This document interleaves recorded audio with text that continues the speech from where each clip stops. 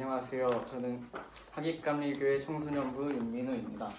오늘 이제 출애굽기 구조도에 대해 설명을 시작하겠습니다. 출애굽기는 구원에 대한 책인데 이 구원은 칭의와 성화와 영화로 이루어져 있고 출애굽기에서는 칭의를 30%, 성화를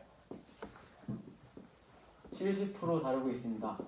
이 말은 구원받는 것도 중요하지만 구원받은 이후의 삶을 어떻게 살아가느냐가 더 중요하다는 말을 전해주고 있습니다. 칭의에서는 출애굽기 1장부터 12장 말을 하고 있고 성화에서는 13장부터 40장 말씀을 전해주고 있습니다. 이때 칭의에서의 하나님은 전능하신 하나님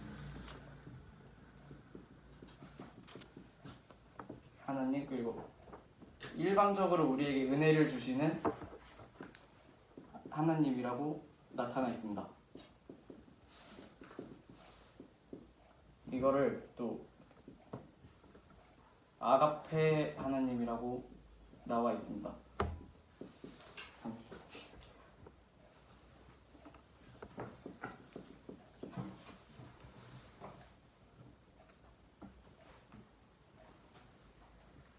그리고 성화에서는 여호와 하나님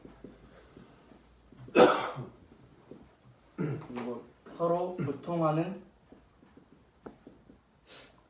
화살표를 나타내면 이렇게 서로 교통하는 그런 말씀이 나와 있고 내용이 적혀 있고 이거를 에로스 하나님이라고 합니다.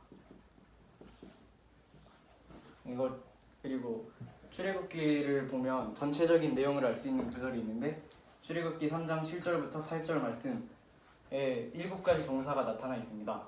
보고 듣고 알고 내려가서 건져내고 인도하여 데려가려 하노라 라고 나와 있는데 이거를 또 5가지로 나누자면 1장부터 2장은 보고 듣고 알고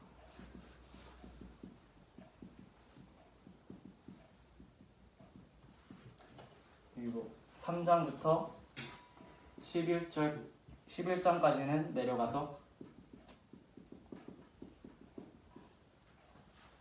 12장은 건져내고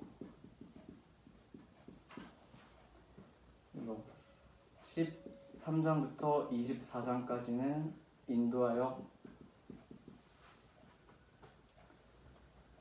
25장부터 40장까지는 데려가려 하노라 라고 내용이 나타나 있습니다.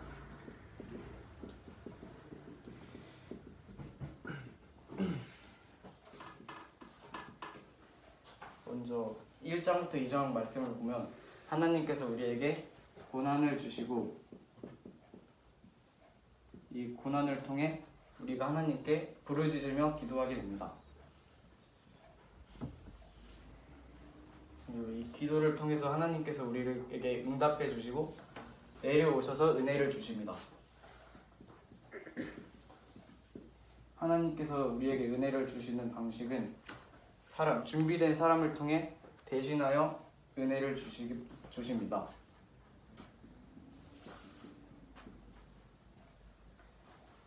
그리고 12장 건져내고를 보면 건져내고는 구원을 뜻하는데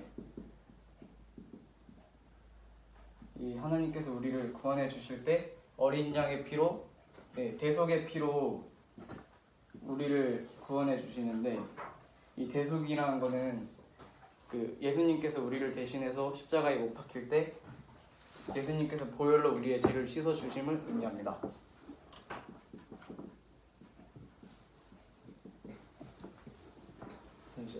하나님께서는 우리를 홍해와 광야와 시내산으로 인도하시는데 나눠서 보면 13장부터 14장까지는 홍해,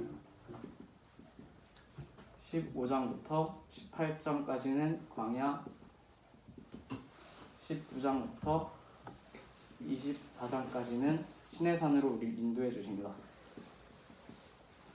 먼저 홍해를 건넌다는 것은 우리가 세례를 받는다는 것을 의미합니다. 이 세례를 받는다는 것의 의미는 우리가 세례 받기 이전의 삶을 부인하고 다시 하나님의 자녀로 하나님의 백성으로 다시 태어났다는 것을 결단하게 되는 것입니다.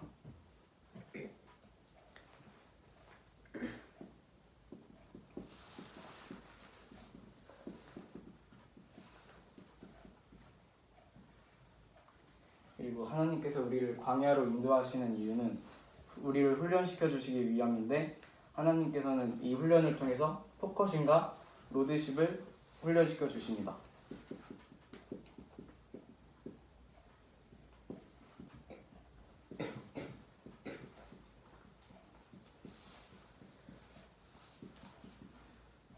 여기서 포커싱과 로드십은 하나님께서 우리의 유일한 공급자이심에 초점을 맞추시는 훈련을 의미합니다. 그리고 시내산에서는 우리에게 하나님께서 말씀을 주시는데, 이 말씀을 통해서 우리가 하나님의 사상을 알게 됩니다. 이 사상에는 하나님의 가치, 원칙, 철학, 기준이 있는데, 이것을 말씀을 통해서 우리에게 가르쳐 주십니다. 그리고 마지막으로 데려가려 하노라에서는 하나님께서 우리를 성막으로 데려가 주시고, 이 성막은 예배의 삶을 의미하는데, 이 성막을 통해서 우리가 매일 예배드리고 매일 교통하는 삶을 살게 되는 것입니다.